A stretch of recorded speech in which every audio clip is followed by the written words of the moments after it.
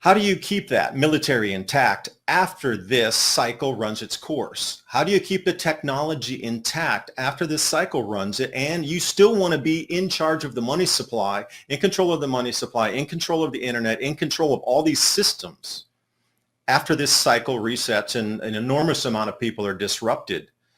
That's what I'm talking about. You're going to try to, as an elite class, they're going to try to ride on top of this, still maintain the power, self-destruct some areas that would be beneficial to swing and move different economic systems or actual physical commodities to different parts of the planet perceived as safe zones.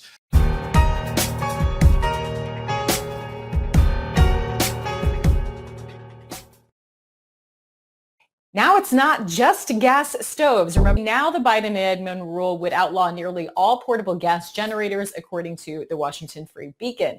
It says a proposed Consumer Product Safety Commission rule limits the amount of carbon monoxide a product can emit, with the commission admitting that 95% of portable gas generators on the market cannot comply with this new standard. Now, many of these headlines are just a distraction, according to today's guest. He's known for his wildly popular YouTube channel, Adapt 2030, the Mini Ice Age Conversations podcast, also a frequent guest on Mike Adams' Natural News, has a program on Brighteon that airs on Fridays, among many other things. So David Devine, thanks so much for being with me today. We have a lot to dive into. Like I said, some of these headlines that play on our emotions, I think they're important to hear and stay on top of. But at the end of the day, you say there's a much bigger picture that we're missing, right? Yeah, there's a lot of distraction going on right now, so much so that it's overwhelming. You know, each of these series of articles that we see, and it doesn't matter if it's from the economy or from the military or from politics, this would be, a once in a decade type of story that we would have seen, decades in the past, but now it's occurring every week, and then they run with the news cycle of it. So it's a new, multi-year story that would be in the annals of history, written down for all to remember on how big of an event it was every single week now. But then it's layer on top of layer of that. So the distraction is at the highest point, and then swinging in with some of these natural events that we're seeing, quote unquote, science. I look at this and they're trying to take away our food supply. They talk about, methane, this, gas stoves, propane, but there were 100 million bison, 100 million in the United States during the Little Ice Age. So to come out with a straight face and say, well, 1650 to approximately 1720, if you look a little further back in cycles, you can start to see that things don't add up with the science, but the distractions there to keep you a little unprepared and infighting, so you're not really pointing at the monster that you should be. And I mean, that is the most important thing that you're doing, is you're really trying to educate people so that they can be prepared. I mean, it is beyond time for people to prepare and be able to independently provide themselves and their families with food through gardening, et cetera. Because we have some changes. We hear a lot about climate change, but that's probably not to be confused with electromagnetic earth changes that you have been trying to sound the alarm on. I know through your channel, Agenda 2030. The first thing up, this earth change that you have timelined to happen through October 2024. Is that first up what we should be watching for? One of the secrets to reducing the appearance of aging is to consider your collagen levels. When your collagen levels decline, as they naturally do with age, your skin begins to show visible signs of aging, like those fine lines and wrinkles. That's because collagen is essential for maintaining skin elasticity and hydration, and for bringing a youthful glow to the face. That's why I highly recommend including collagen into your daily regimen. It provides the 5 critically important types of collagen to support skin elasticity and hydration. These 5 types of collagen provide exceptional support for healthy-looking skin in one easy-to-take scoop a day, providing the collagen you need to help reduce the appearance of wrinkles. Every order using the link in the description box below comes along with several free gifts and 53% off your order, a 60-day money-back guarantee, free shipping, free VIP life, health, and fitness coaching for life, plus a free new e-report, the 14 foods for amazing skin. Go to healthwithadapt2030.com or click on that link in the description box below. That's healthwithadapt2030.com.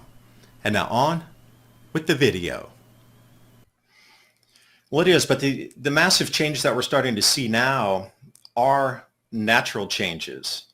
You know, I could put a temperature station in the middle of a parking lot and give you the hottest temperature in a city also. I could put a temperature station at the end of an airport takeoff or landing runway area, taxi runway area, and give you a record temperature anytime I wanted to. And that's exactly where these temperature stations have been moved to. So when you start to look at this, the human blame is all-encompassing. It has to be. Because if you understand even a fraction that is a natural cycle, like they're talking about El Nino now coming on strong, well, they're admitting that at least part of when temperatures are increasing and decreasing through the El Nino and La Nina cycle are natural driven cycles. So they're sort of letting the little bit of the true information out in terms of it is natural. But to control you and house you in cities and control what you can consume, where you can move, what you can buy, what types of jobs you can have, they need to have an excuse for this. And this is where it comes into these electromagnetic changes.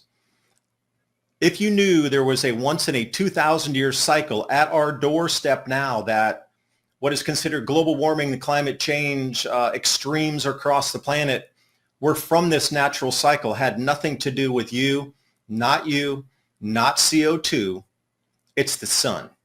In a mappable cycle of low solar activity that affects the jet streams in the cloud cells, and that will determine our ability on this planet to be able to grow enough food for 8 billion people or not.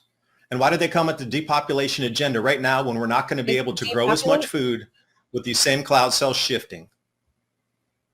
And so this is all tied to the efforts that we see that make it seem that they want to depopulate is because they don't think we'll be able to handle this event. Hungry people do strange things. You've seen through history, governments have been toppled by hungry people.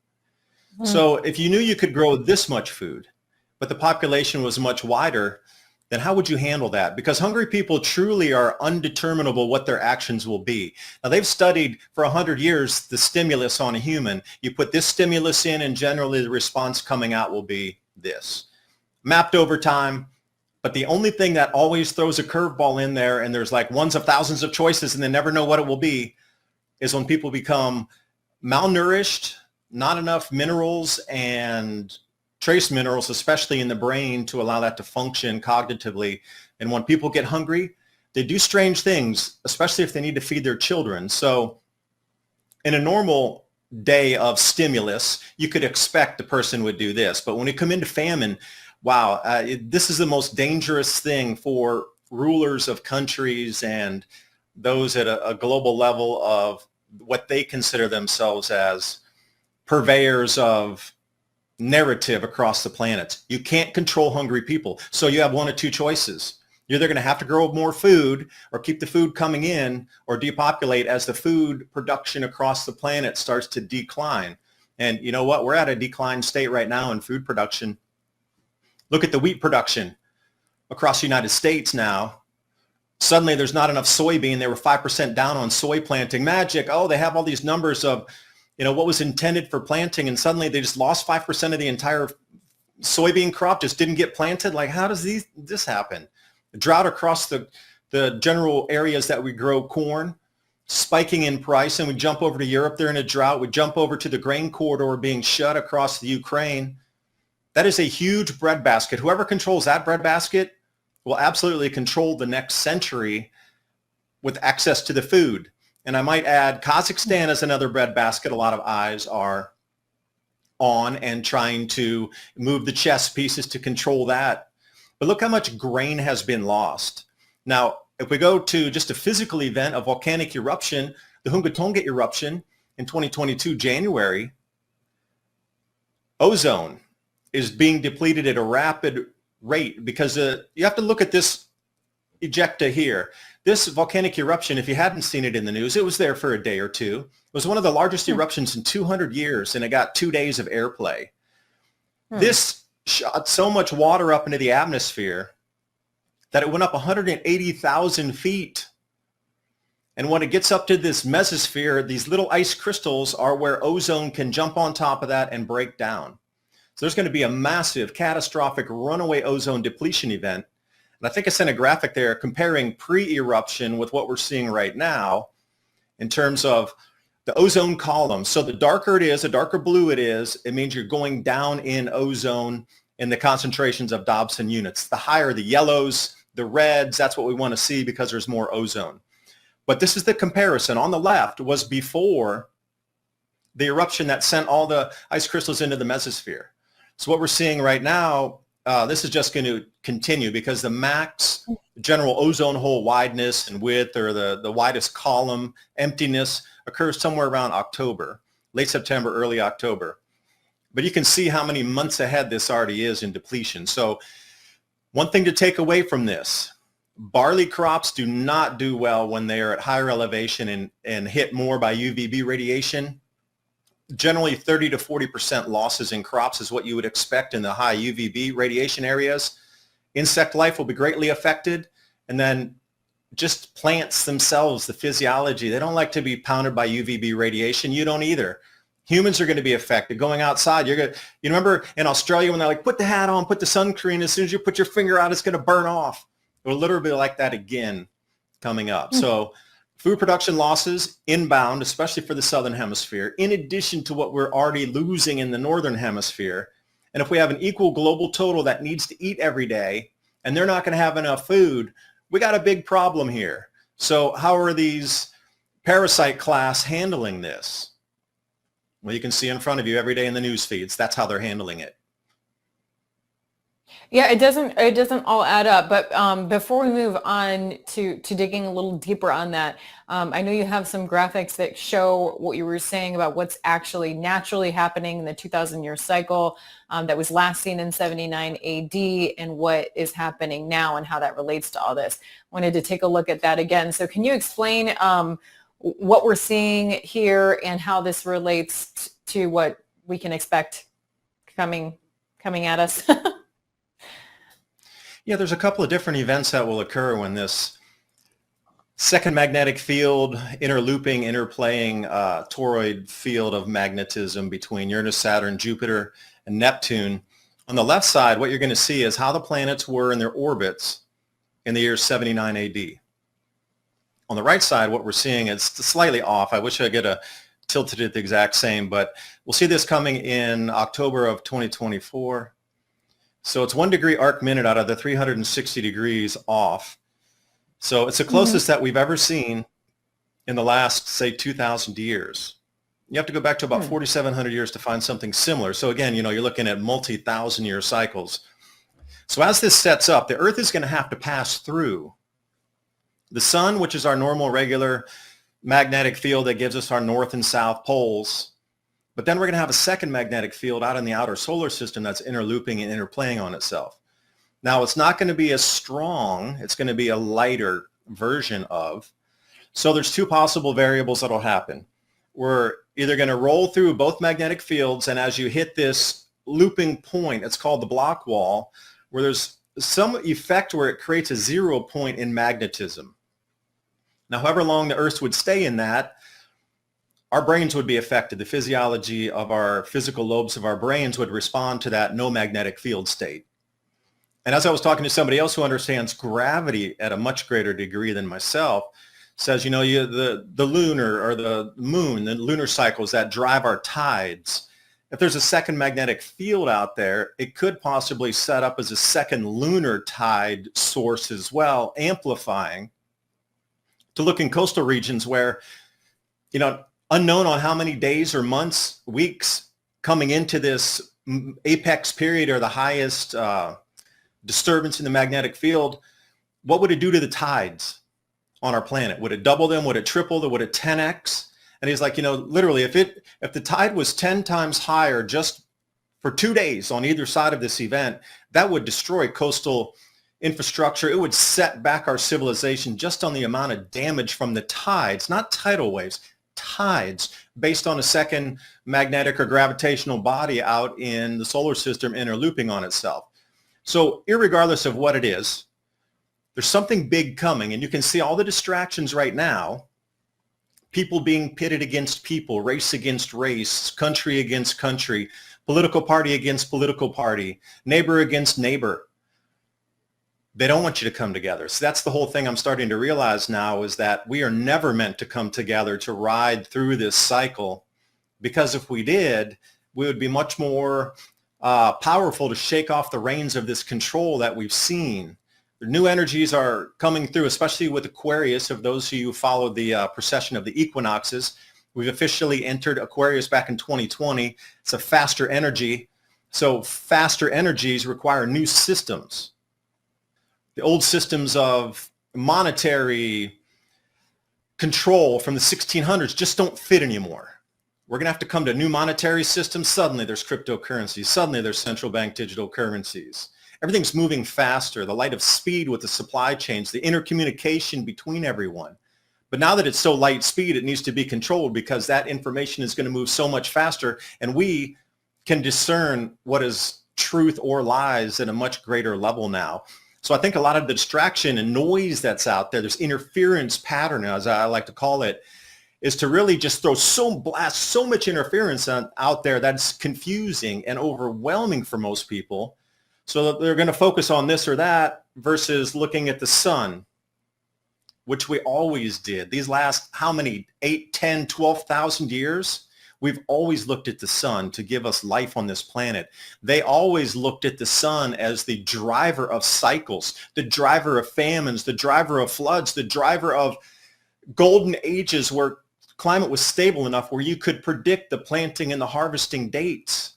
Well, that is all going out the window now. These plant dates and harvest dates are thrown out of kilter, and we're starting to see it with the crop yield numbers, and it's going to be lower than last year. So for sure, there's going to be a decline in global production of foods, or a lot of it's animal feed. So why is the demonization of all the animals that we use for our foods, from chickens to pig to cows? Well, you have to have an excuse why you can't have as many animals, because if you don't have as much animal food, you can't have as many animals.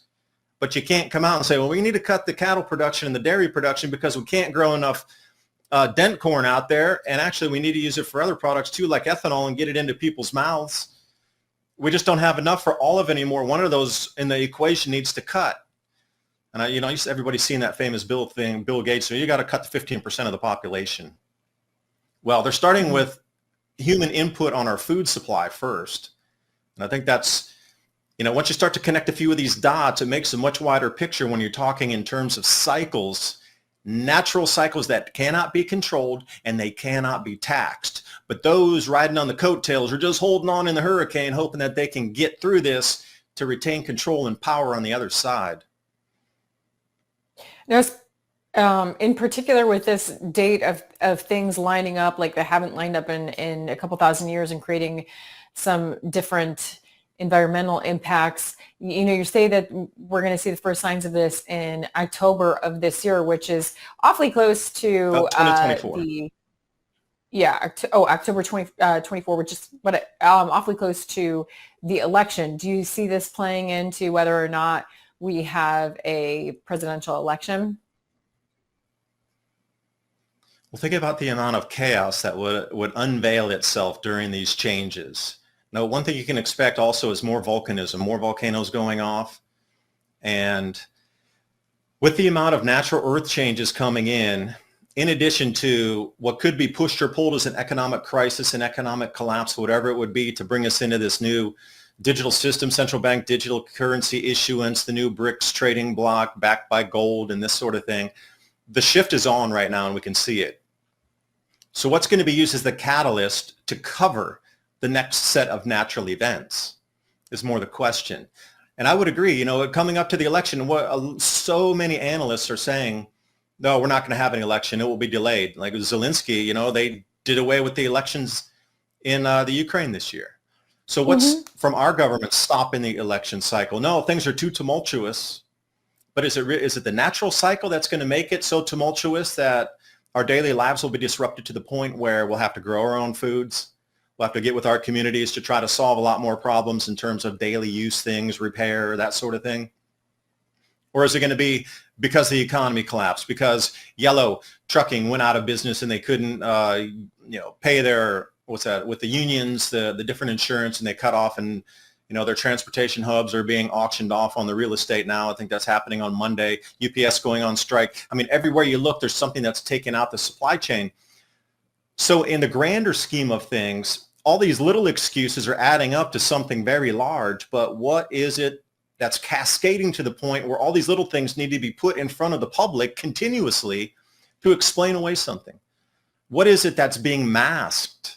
Or is it being ridden on top of to create a greater effect? Because if you look at this, all these things that we see geopolitically, economically happening right now seem to have like precision timing on them to overlay on top of crop forecasts, release dates for the harvests that are coming out, the new contracts for outbound grain shipments, the conversion from gold. Oh, there's an announcement BRICS is going to absolutely go to a gold-backed currency. Some dollar drops on the dollar index. The whole thing. Now move it forward another whole year, and we start to see these massive changes in the climate system itself, where the food is going to get so expensive that'll cause societal unrest anyway and disruption. Through history, it already has. Now just take it out a couple more steps.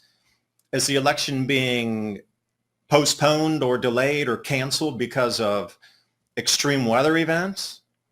Or is it the extreme weather was going to be here anyway, and now we have the news cycle and these power brokers putting excuse and layering it on top, and now here's your big cake to eat at the same time. Let them eat cake.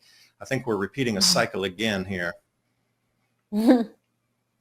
Yeah. Well, I think before we dive into this next date of April 2025 and what you foresee happening then as a matter of natural environmental causes, I think we should just go ahead and take our break now. We're going to hear from our sponsors, and then when we get back, I want to talk about that. And I want to also clarify some things, because it gets confusing to me, the motivations and how they don't seem to line up when it comes to this elite class that we're talking about as we talk about these topics.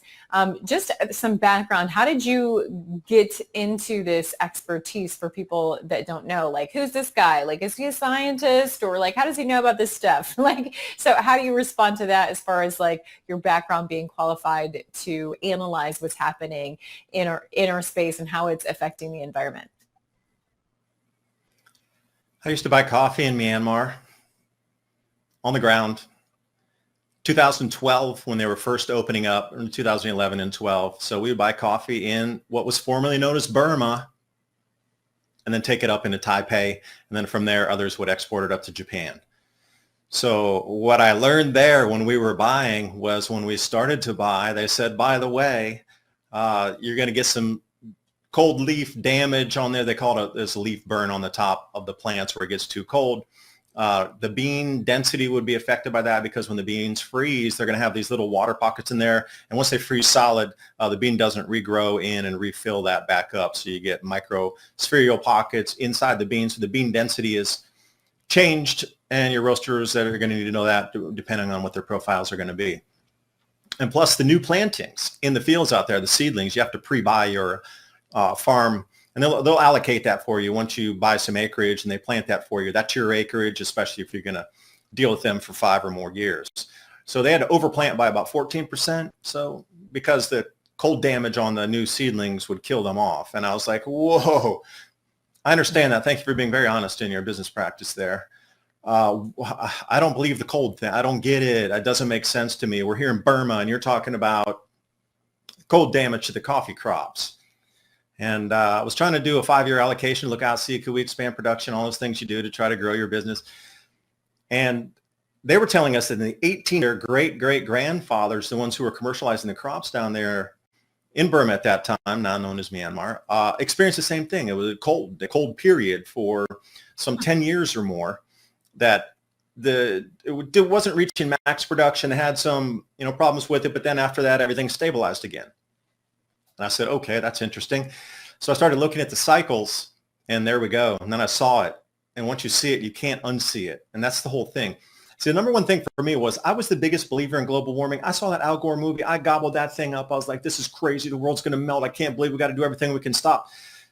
And once I got down there and I saw that, I had to reach out to some people because it was just so, like, you ever have your reality that just bent and shattered to a point where the core rock belief suddenly just doesn't exist, and you're left out here going, how am I going to pick up the pieces to what I formerly thought was my brain?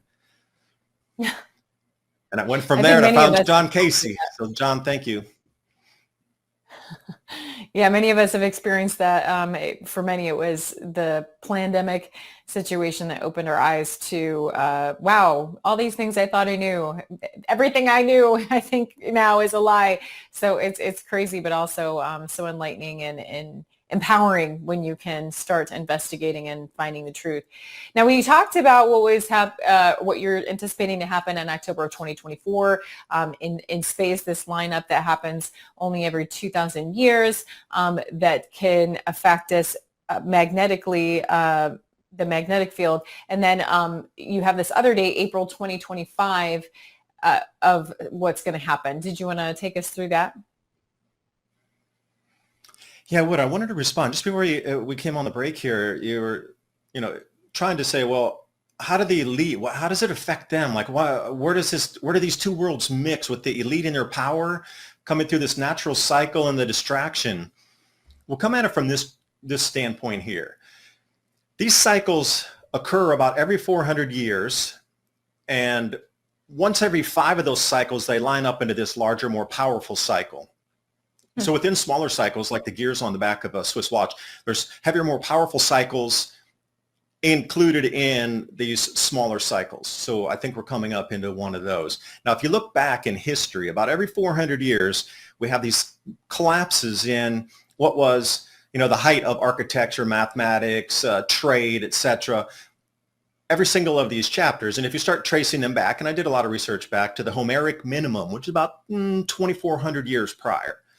And I kept coming to this conclusion, the Tang Dynasty, and wherever you go where they had really good records, Persia especially, there was huge changes in the climate, and there was massive shifts in society. And there's 3 things that always happen with this: population migration, economic resurgence after the collapse, and then there's a restructuring of governments. How governments oversee the citizens changes after that. So something happens to the point, and I do believe it is from the food that causes the toppling of governments. People leave, they migrate to go to better areas. You have to remember, 800 years ago, 400 years ago, 1,200 years ago, people would get actually on their carts, horses, or walk to different destinations for better life. If you couldn't grow it, there weren't supermarkets. There was no just-in-time delivery systems. Like, you literally had to leave with your belongings to go to another area where you would be able to eat. So you see massive population migrations during these periods.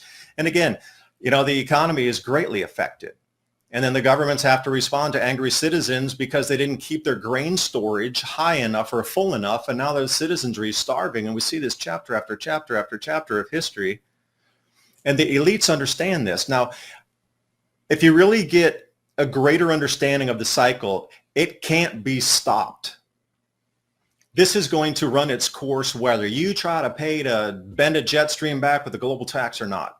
This is an unstoppable cycle, always has been, always will be. It's just part of our planet. It's unstoppable. So you have to think about the damage that would be done. It's an unsalvageable point of our world now, where the systems that used to exist, why do you think they're being cut at the vine right now, never to return? Because they're not going to survive through the collapse. And those in power understand that. So what they're trying to do is engineer as much collapse or holding on to power while a perceived collapse is happening, moving economic systems to different areas on the planet that might ride this out in a better fashion, might have a better chance of food production in some areas. So to restart an economy, to restart technology, to restart a civilization that has been badly damaged by a natural cycle and lack of food production, where a large percentage of the planet just won't have enough food to get through this. That's what I'm talking about. trying to rein on to the reins of power, grip it while we go through this natural cycle. That was going to self-destruct an enormous amount of our systems anyway. Because you got to look at the liquefaction events that occur, the volcanism that occurs. There's a lot of things in cities and areas on the coasts and just things that wouldn't make it through this anyway, that would have to be abandoned or written down or written off. So that's what how do you keep that military intact after this cycle runs its course? How do you keep the technology intact after this cycle runs it, and you still want to be in charge of the money supply, in control of the money supply, in control of the internet, in control of all these systems after this cycle resets and an enormous amount of people are disrupted? That's what I'm talking about. You're going to try to, as an elite class, they're going to try to ride on top of this, still maintain the power, self-destruct some areas that would be beneficial to swing and move different economic systems or actual physical commodities to different parts of the planet perceived as safe zones. There's a couple of these. Republic of Georgia is one of them. Indonesia and Sumba Island would be another one. And you start to look at these and go, wow, a lot of these BRICS countries are suddenly in these same places here. North Africa is another one, an interesting one. North Africa could be set up as a new grain growing area with a double rotation crop. They would be drawing from the Nubian sandstone aquifer or the Sus aquifer beneath the groundwater resources as the above ground West African monsoon continues to dump more rain over what is the central Sahel area. Problem was there's too many fighting age men there that would be very upset if you came in to try to set up a grow zone and not share profits with them. Oh, wait, they're elsewhere now, so don't worry about that. These areas that are going to be greatly affected or most affected would be 45 degrees north latitude and above, which takes most of Canada offline, parts of the United States, parts of Northern Europe, and a lot of Northern China, like Heilongjiang and that area offline. And if we look in the south part of the world as well, we see the same 40 to 45 degrees north latitude. So pretty much that latitude band and above and below, you need to strip it off as a zero production. Well, you're going to have to make that up somewhere if you want the world to eat. You're going to have to set up a new grain growing area. Oh, wait, look at Ukraine, how hotly contested it is. That is the number one breadbasket still that will retain a grow area that will not be so much affected by this. Those water bodies there, they have their microclimates. That's why Republic of Georgia, between the Black Sea and the Caspian Sea, were another zone that would be not so greatly affected. Kazakhstan, there are a lot of people are looking for that. So whoever can control the grains, this is way beyond oil now. Whoever controls the food will survive through this for their populace to continue and set up this new system after. That's why everything's focused on 2030, because the time we ride through this, the rebuilding will occur around that time. So, start to match the dates that we see with the agendas, and it seems to follow this planetary magnetic anomaly to the T, with the start, the finish, and then the restructuring. So that part makes sense. You're giving me a motivation as far as like Ukraine. I mean, I think there's other motivations as well that have been made clear. But as a longtime journalist, I'm constantly searching and questioning the conflicts of interest at play and the motivations. And for me, it's hard to wrap my mind around, okay, there's this elite class that knows that this thing is going to happen. They're keeping it from people.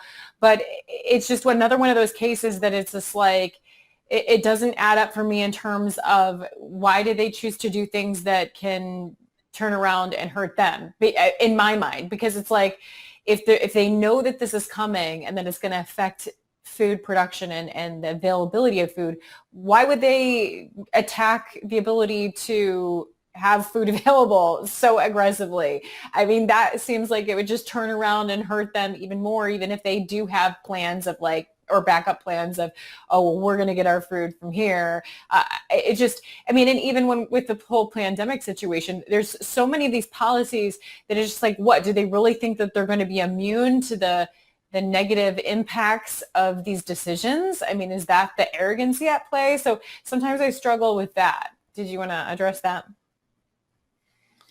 Yeah, they can't hide it from people. So that's the whole thing. They can't hide it. It's you're seeing it, manifest in front of you. So there was already this excuse built into called global warming. Like they understood, and those who understand these cycles, and it is pretty much every government at this point that is part of this obfuscation, because if you look, the world's moving like a school of fish now, and COVID was it. Everything moved at the same time. Everything is moving back again right now with the climate. So COVID was just swapped out, and now it's the climate. So what is it? You can't hide the changes from everybody because they see it with their own eyes. Now it has to be a narrative built in. So, how clever was that to go from, well, we're going to see some of these changes coming in. We're going to call it global warming. Oh, wait, it's going to be climate change. And how much of that area is taken off where the average person can't go? The average company can't go into those food growing zones any longer. They will be picked and chosen to be able to access and be the producers of the food. And the outbound food production, from that point, that will be a centralized control of all food production, or a great amount of food production on the planet. If you think it's centralized right now with the seed companies and Syngenta and Monsanto and this sort of thing in the big ag industry, imagine who's going to be able to, in a global famine sense, be chosen to go in and refurbish parts of Ukraine and be the producers of those areas, the hand chosen, and where do those exports go to? See, that's another thing. Okay, those areas that will be grown, where does the export outbound go to? It's not going to be going to the unfriendly nations. And this is why so many militaries are trying to control the grain growing areas of the planet right now. And again, it's not the population that we're looking at right now. You have to look at a greatly reduced population when a lot of this is going to play out. Look at the damage being done right now with how many people are either being turned into invalids or just straight dying from what had happened over the last couple of years. This is going to accelerate off of a roller coaster, and systems just are going to quit functioning because they won't even have enough staff in there to keep the lights on. So a lot of these things playing out, you try to frame it in today's world of 7.5 billion people, or, however many are currently around after this last 3 years, but bring that down into something half that number. And then it starts to the numbers start to fit, and the amount of food production starts to fit. But who gets to grow the food and who gets to distribute the food? That's where the power elite come back in. They're going to control the grow zones again. And I hope I answered the question, and please keep prodding, because the ideas can definitely come out to explain it. Yeah, I think the whole concept is obviously overwhelming, and you just want to be able to wrap your mind around it and understand, like, all I can figure at the end of the day is, obviously these people are very arrogant. They reject gods. They think they are gods, so they feel like they can accomplish all of these things even in the face of resistance. But there's also this other environmental event that you talk about happening in April of 2025 that on top of everything else, our planet could get pounded by space debris. Can you break that down for me? After we come through the October of 2024, whatever that entails, second gravitational body that does, lunar effects and tide changes, or electromagnetic effects where disruption literally in the north-south pole, polar wander, and the human physiology is affected. After we come out of that, it'll be a strange time. We'll be like, whoa, we've just, survived this most strange of times. And as we pull around in front of the sun, there's nothing in front of us to pull away or magnetically attract any types of space debris at all.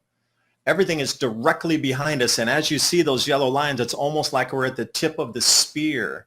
And everything behind us, all the gas giants that normally tug a lot of space danger out of our way, are behind us, pulling it almost directly into the face of our planet during those months from April, May, and June. And as we swing around the back of the sun, finally, somewhere around September or October, if we talk about biblical references or just prophecy itself, there's an enormous amount of references to, hailstone, brimstone ripping through the sky and pounding the earth. As we come back around through that, magnetically, those four gas giants should have started to move around a little more, and they'll have more magnetic pull on a lot of that space debris. So it'll start to get diverted and pulled away from us as we come into like 2026.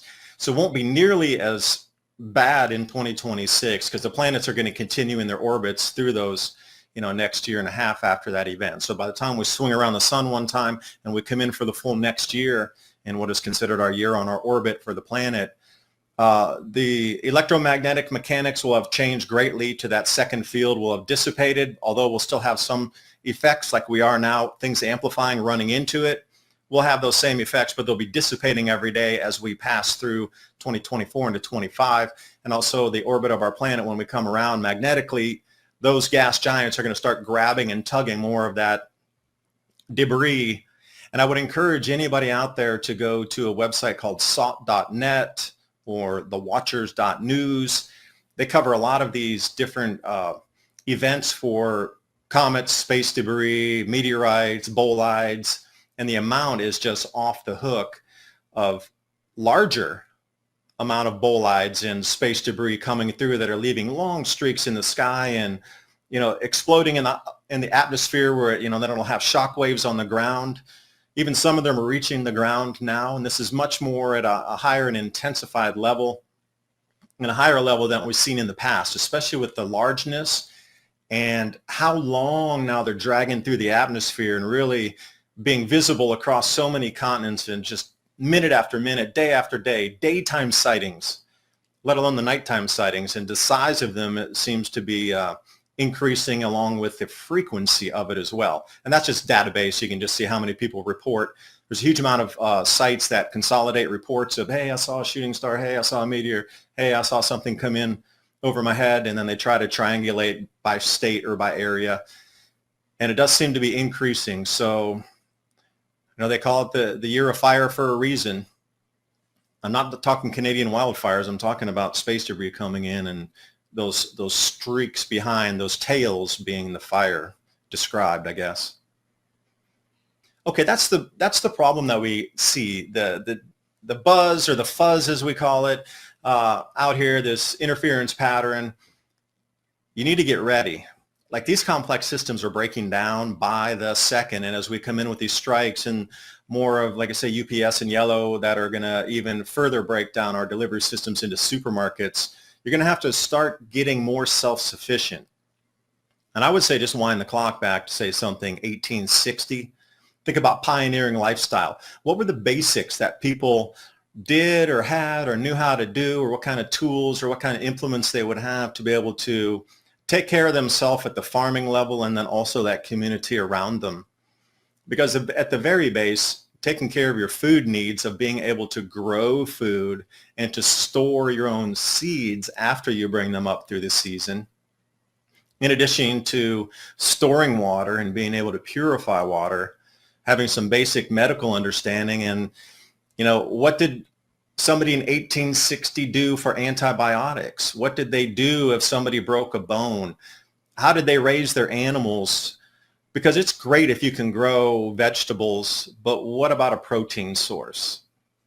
Have you raised any chickens? I mean, you go back to, I wish our grandparents were still around, people who lived through the Great Depression, because they had all the hacks and all the nicks and, ways and knacks that they could, make something out of nothing and solve a problem. Who makes their own camphor oil anymore? I mean, these guys, what's Grandpa doing? Oh, he's making camphor oil for us for the year. Like, oh, okay. But everybody knew how to do the basic skills and repair basic things. But it seems like we've lost that. We've been teased by the carrot to get on to somebody else will grow the food for you. Somebody else will do this for you. So we've gotten so reliant on supermarkets and this sort of thing that we've just lost the ability for the very basics for survival. And I think we're going to have to learn those really quickly. If you haven't, you're going to need to. And I'm sorry to say, kind of behind the curve on it right now if you don't have your gardens out this year, and at least learn from some of your mistakes. Right. And I know that you're very passionate about that, and people can, again, follow you on Brighteon, listen to your show every Friday from 2 to 3 p.m. Eastern time, because you're passionate about making sure that people are prepared. I wanted to hit on, I only have a few more minutes with you, but we were talking about before we came on today, just the amount of these billionaires who have either died or there's CEOs that are stepping down. How does that play into everything else that we're seeing?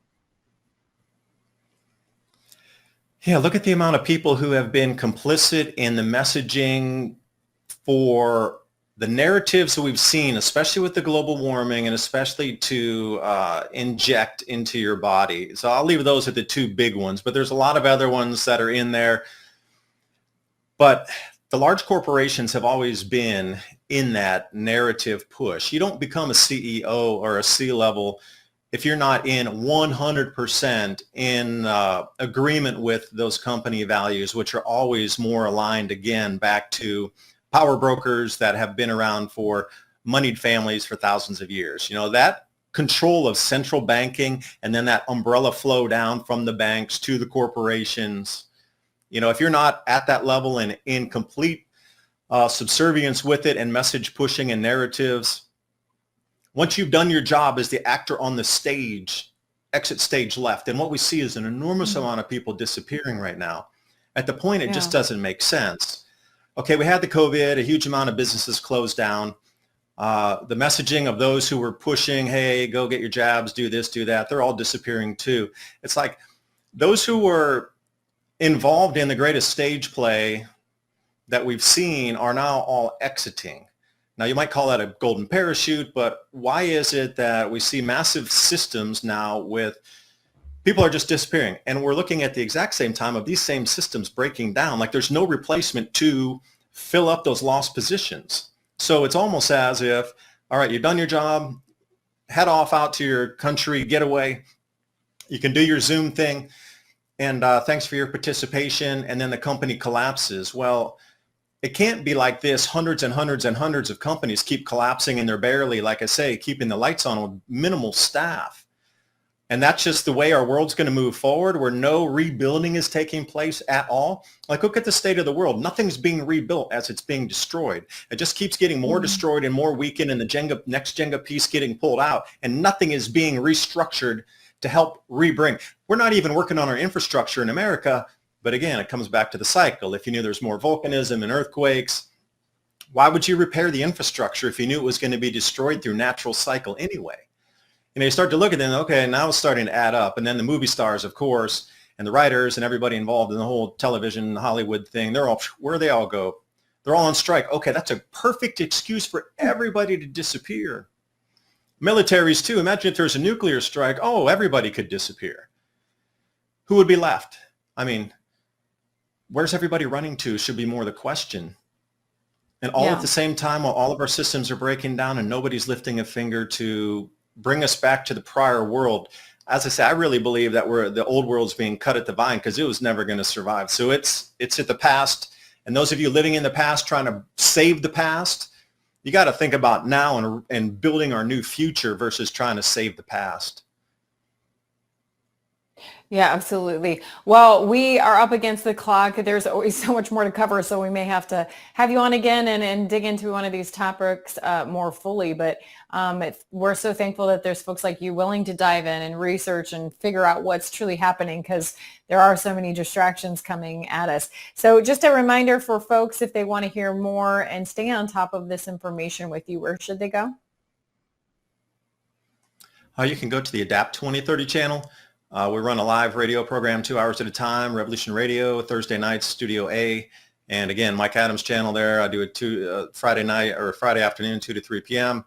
And if you like podcasts, 30 minutes at a time, many Ice Age conversations with guests also delving into these problems, but also talking about the solutions. So, Christy, I appreciate you having me on. A lot to talk about, but hopefully everybody got something out of the video. Take with what you need, what you want, what do you want to do more research yourself, and then, that's going to be exclusive for you. And I wish you the best in your preparations, and bye for now. Awesome. Thank you so much, David Dubine. And like I said, we're going to have you back another time so we can dig even deeper. This is just such a huge information that you can't even pack it all into an hour. So we'll stay in touch with David Dubine, and obviously you can investigate further on your own and catch him on Brighteon and other outlets there.